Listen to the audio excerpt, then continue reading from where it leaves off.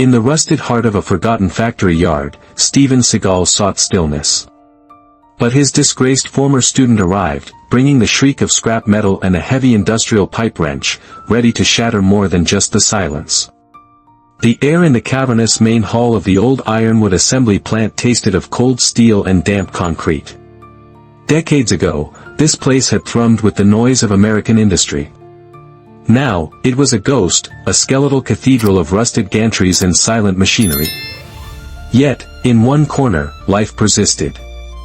A large section of the polished concrete floor had been covered with interlocking blue and red tatami mats, creating an island of discipline in an ocean of decay.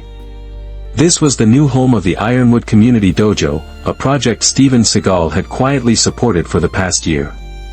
He sat on an overturned wooden crate in the shadows, away from the harsh sodium lamps that cast long, dancing shadows across the mats. Before him, a dozen kids, none older than 15, practiced basic Aikido forms under the guidance of a young instructor.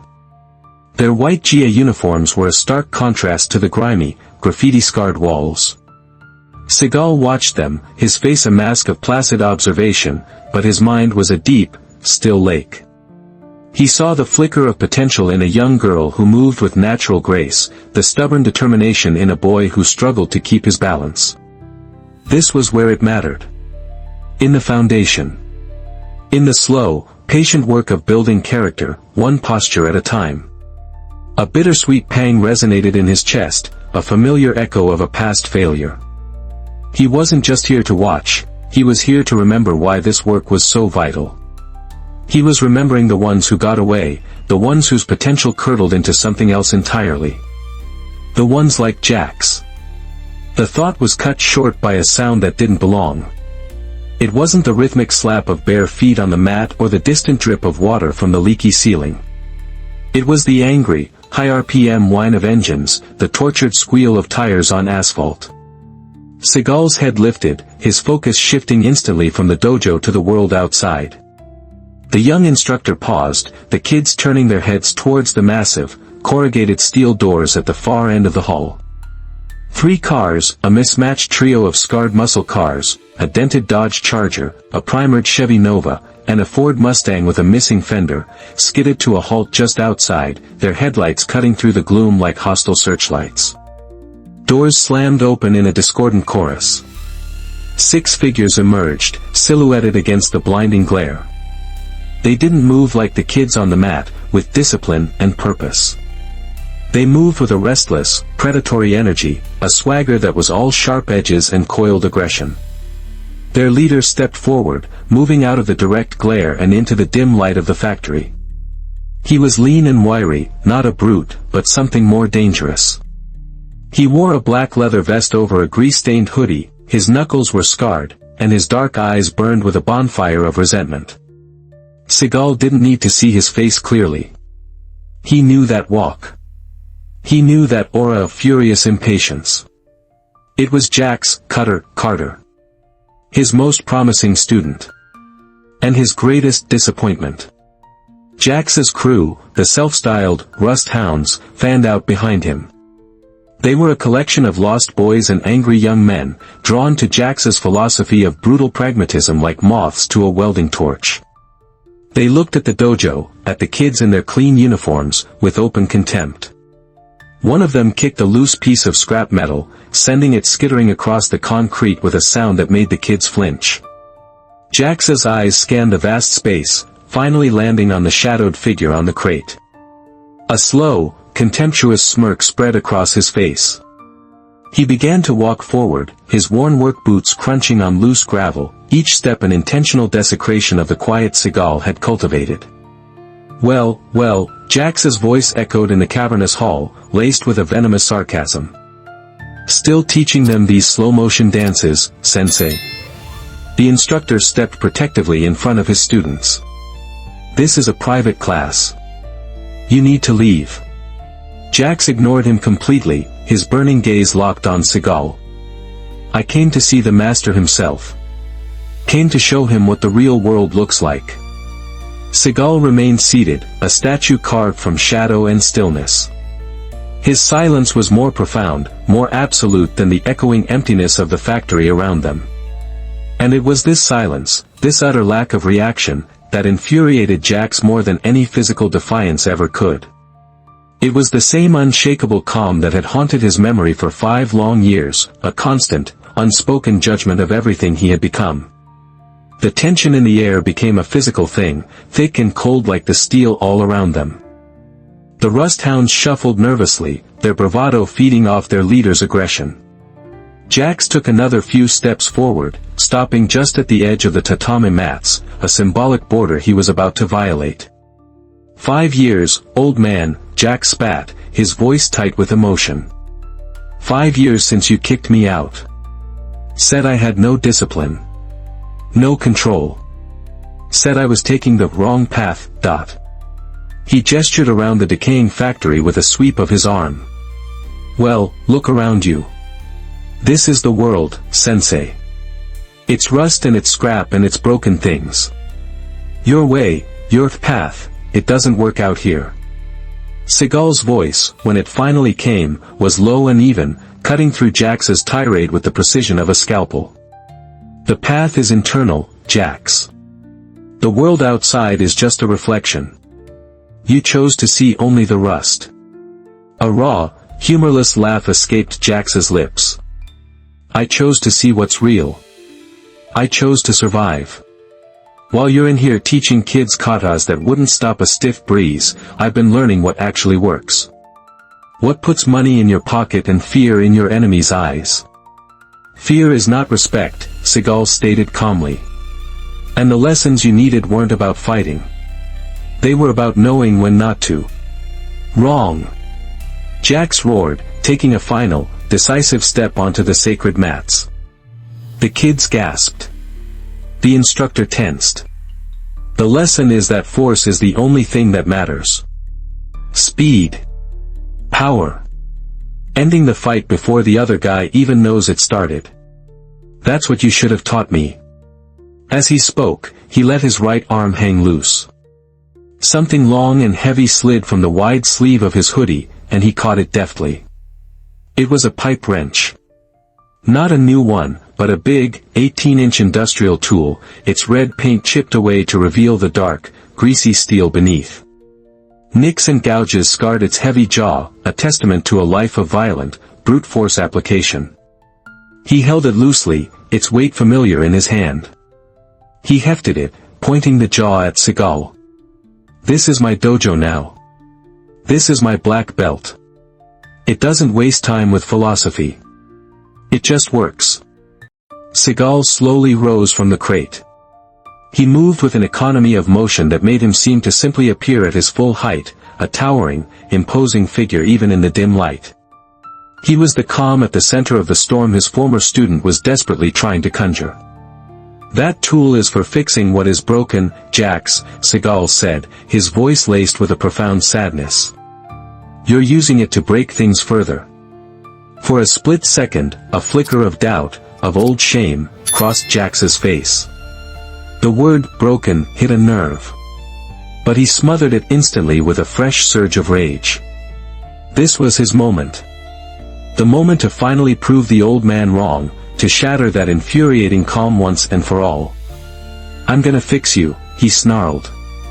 And then he moved. With no more warning, he lunged forward, swinging the heavy pipe wrench in a vicious, horizontal arc aimed straight at Seagal's head. The air whistled. The rust hounds grinned, expecting a sickening crunch. But the crunch never came. To the onlookers, it was an impossible blur. To Seagal, it was a sequence unfolding in slow motion.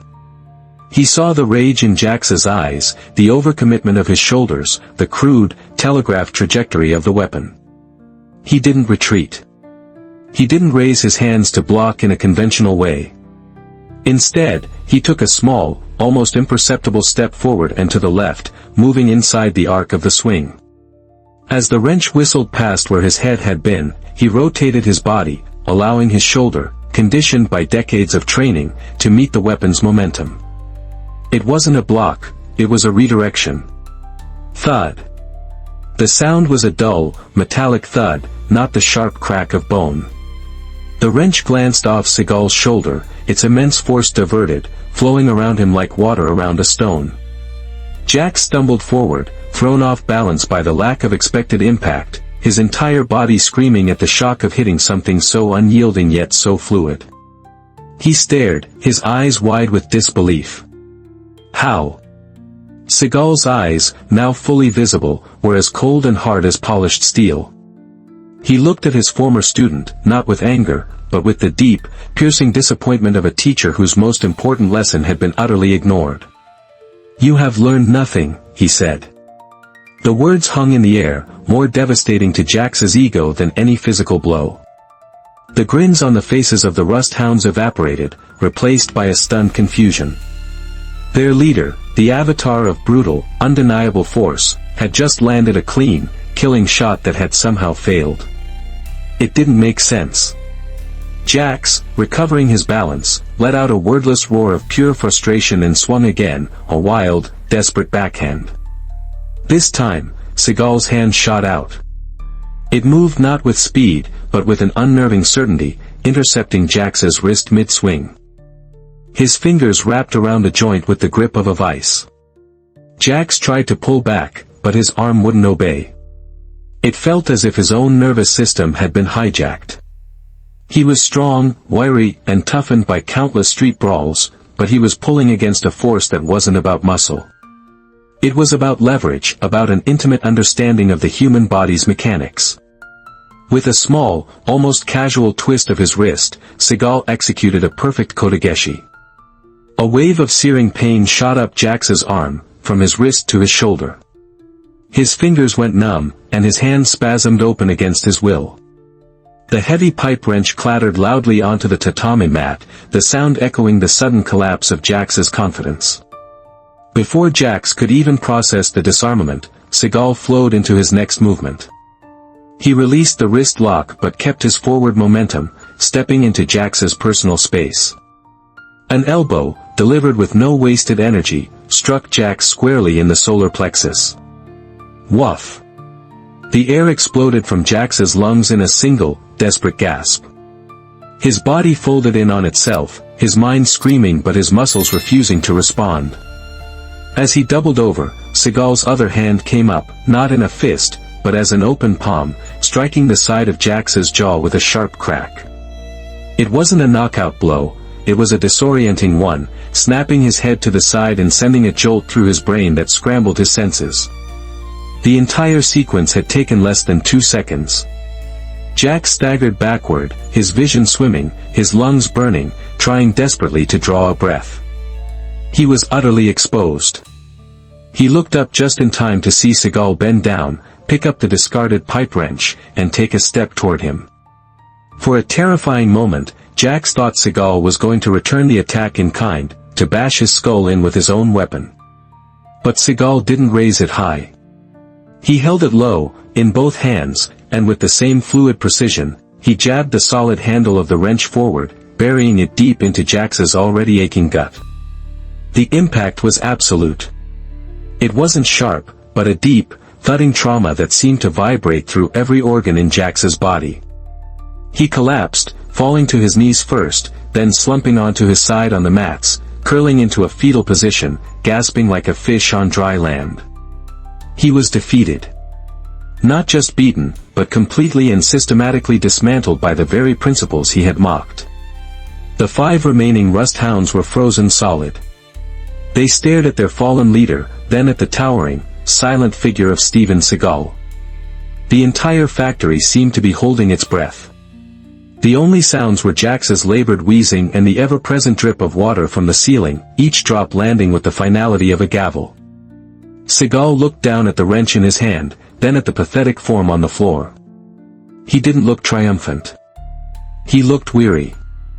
He let the wrench fall from his hand, and it landed on the mat beside Jax with a soft thud. Then, he raised his eyes to the 5 paralyzed crew members. His voice was quiet, yet it carried across the vast hall with chilling authority. "Leave this place," he said. "Or you can all lie on the floor with him." There was a moment of pure, indecisive terror. They looked at each other, their eyes wide. Their pack leader was down. The alpha was broken. The chain of command was shattered. But pride, fear, and foolish loyalty are a potent cocktail. One of them, a burly kid with a shaved head, finally broke the spell. Fueled by a surge of adrenaline and a desperate need to reclaim their dominance, he let out a guttural roar. "He's just one man. Get him." The roar broke the paralysis. Like a pack of hyenas finally committing to an attack on a lion, the rust hounds charged. They fanned out, their movements clumsy and chaotic compared to the precision they had just witnessed. They were driven by mob mentality, not tactics. The first one, the burly shouter, had snatched up a length of heavy, rust-pitted chain from a nearby pile of debris. He swung it over his head, the links whistling ominously as he closed the distance. He aimed a sweeping blow at Seagal's legs, intending to cripple him. Seagal didn't retreat. He took a short, gliding step forward, inside the chain's effective range. As the chain whipped past him, he dropped his level slightly and his hand shot out, grabbing the chain midair. The attacker's eyes widened in shock. Before he could try to yank it back, Seagal pulled sharply. The chain wielder was violently jerked off balance, stumbling forward directly into a perfectly timed rising knee strike. The impact was sickeningly solid. Cartilage crunched, blood erupted from the man's nose, and he collapsed backward onto the concrete, the chain clattering uselessly beside him. Almost simultaneously, a second attacker lunged from Seagal's left. He was wiry and fast, armed with a sharpened piece of rebar he held like a short sword. He thrust it at Seagal's ribs. Seagal pivoted on the ball of his foot, a movement so fluid it was almost spectral. The rebar slid past his side, scraping against his leather jacket. Seagal's left hand clamped down on the man's extended wrist while his right forearm came down like a piston on the attacker's elbow joint. There was a sharp, ugly pop. The man screamed, the rebar fell from his nerveless fingers, and Seagal completed the motion by spinning him directly into the path of a third attacker. The third rust hound, armed with a broken piece of pipe, crashed into his flailing comrade. The two became a tangled mess of limbs, stumbling and falling together. Seagal used their momentary chaos to address the fourth and fifth members, who were now hesitating, their charge faltering. He moved toward them, not with aggression, but with the relentless advance of an incoming tide. The fourth man, panic taking over, swung his own pipe in a wide, desperate arc. Seagal flowed under the attack, his hand striking the man's inner knee, buckling the leg. As the man fell, Seagal smoothly relieved him of the pipe, his fingers closing around the cold metal. The fifth attacker, seeing his friends defeated in seconds, froze 10 feet away. He was holding nothing but his own fists, which now seemed pitifully inadequate. I. He stammered, his eyes darting between Seagal, now armed with the pipe, and his groaning, incapacitated friends. Seagal turned his full attention to this last man. He didn't raise the pipe to threaten. He simply held it, his presence alone a crushing weight. The factory, once again, fell into a stunned silence, broken only by the whimpers of the downed men. The kids from the dojo watched from a safe distance, their eyes wide with a mixture of terror and awe. They weren't just seeing a fight, they were seeing a principle in action. They were seeing absolute control manifest. He took them all down, one of the kids whispered to the instructor. The last rust hound standing began to back away slowly, his hands raised in a gesture of surrender. "Hey, man, easy. I didn't do nothing. I was just watching." Seagal's gaze was unblinking. It stripped away the man's bravado, leaving only raw, shivering fear. "Then disappear," Seagal said, his voice flat and final. The young man didn't need to be told twice. He turned and bolted, scrambling over a pile of rubble and vanishing through a broken-down door into the night. He left behind his friends, his leader, and any shred of pride he might have had. Seagal let the pipe fall from his hand. It clanged against the concrete, the sound a final, metallic punctuation mark on the failed assault. He turned his attention back to the center of the mat, where a groan signaled that the source of the chaos was beginning to stir. Jax was pushing himself up, his face a mask of pain, fury, and a humiliation so profound it was like a physical wound. The fight wasn't over. The most important lesson had yet to be delivered. Jax staggered to his feet, breathing in ragged, painful gasps. Sweat and grime plastered his hair to his tattooed scalp. He looked at his crew, scattered across the floor like discarded machine parts, and then his burning eyes settled on Seagal. The disbelief was gone, replaced by a venomous, cornered animal rage. "You think this proves something?" he hissed, his voice raw. "You think your little parlor tricks make you strong?" He took a wobbly step forward. Out on the street, there are no mats. No rules. Just this. Fueled by a final, desperate surge of adrenaline, he charged. He threw a wild, telegraphed right hook, putting all of his remaining strength and fury into the blow. It was pure, raw aggression, devoid of any technique. Seagal met it with startling simplicity. He didn't block it with his arm. He simply shifted his weight and turned his body, allowing the punch to sail harmlessly past his ear. As Jax's momentum carried him forward, Seagal's hand came up and gently pushed his shoulder, accelerating his uncontrolled movement and causing him to stumble. It was an effortless redirection, almost insulting in its ease. It was like a patient teacher guiding a clumsy child, and this infuriated Jax even more.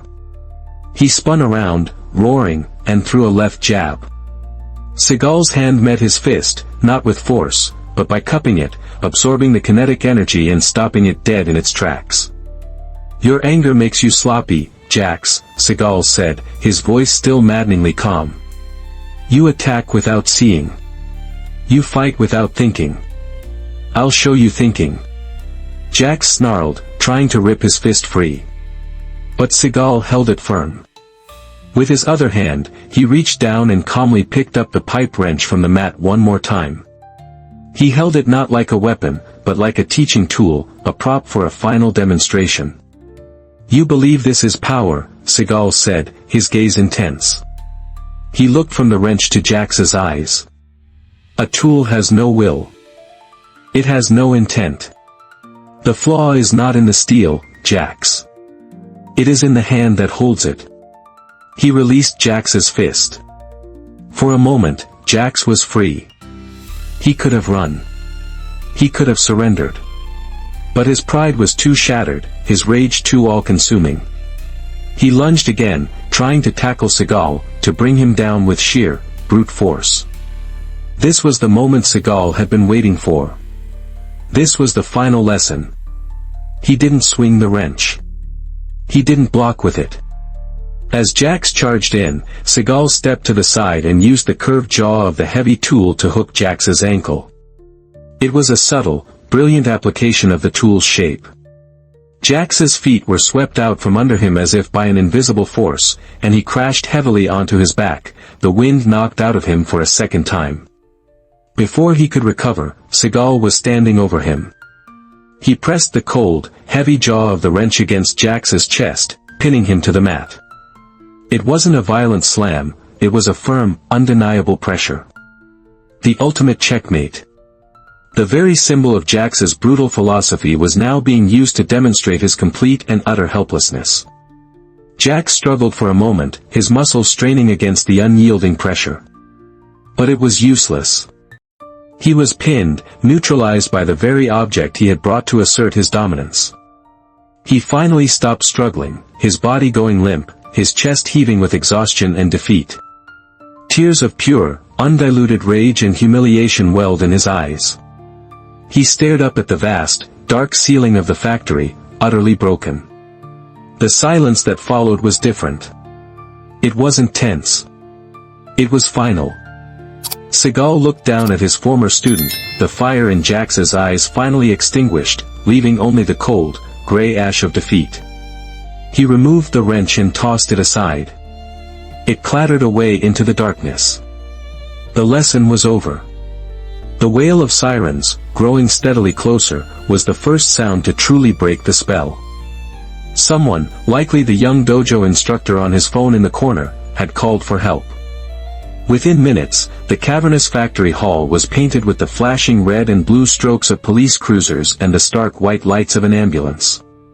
Paramedics and officers streamed in, their faces a mixture of professional caution and outright astonishment at the scene before them. 6 men, members of a crew known to local law enforcement for their violent tendencies, were scattered across the floor, groaning, clutching broken joints and shattered pride. And in the middle of it all stood one man, Steven Seagal, looking as calm as if he had just finished a meditation session. A young, nervous officer approached him, his hand hovering near the grip of his sidearm. "Sir, are you all right? Did you do this?" "They brought chaos into a place of peace," Seagal replied, his voice even. "I restored order." Before the young officer could stammer a reply, a more senior, world-weary detective stepped forward, followed by a man in a sharp, incongruously clean suit. "I've got this, Henderson," the detective said, then nodded at Seagal. "Mr. Seagal. I'm Detective Miller. We've met." He gestured to the man in the suit. "This is District Attorney Miles Corbin."